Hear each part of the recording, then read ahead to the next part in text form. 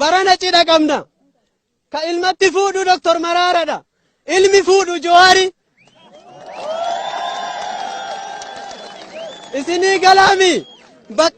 Baqqalaan immoo jaala. Hamzallee jaala. Nu warra Dr. Maamolleen jaala shanani. Oromoon jaala baay'ee qaba waan ta'eef kanaafuu intala maqaa beeytanii. Intala maqaa beeytanii tabarana Dr. Maraaran Jawaaritti fuudhu edu. Beeytanii maqaa lama qabdi. Maqaa lakki bilisummaa argatte intala maqaan bilisummaadha. Intala Jawaar fuudhu edu maqaan bilisummaadha.